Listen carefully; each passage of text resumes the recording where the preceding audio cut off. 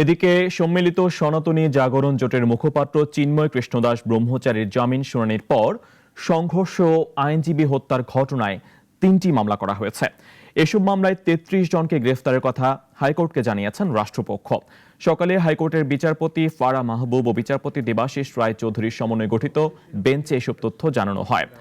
আদালতে রাষ্ট্রপক্ষের অতিরিক্ত attorney general barrister Anik R Haque ও deputy attorney general Mohammad Asad Uddin এ তথ্য জানান। তাহলে তারা আমাদেরকে সহায়তা করার জন্য, তদন্তে সহায়তা করার জন্য সরকারের পক্ষ থেকে যা যা পদক্ষেপ নেওয়া সবগুলোই নেওয়া হচ্ছে। আজকে আমরা আদালতকে তাই জানিয়েছি। টোটাল 3টি মামলা হয়েছে এই বিষয়গুলো নিয়ে এবং 76 জনকে আসামি করা হয়েছে, তার মধ্যে 33 জনকে গ্রেফতার করা হয়েছে এবং তদন্ত চলছে।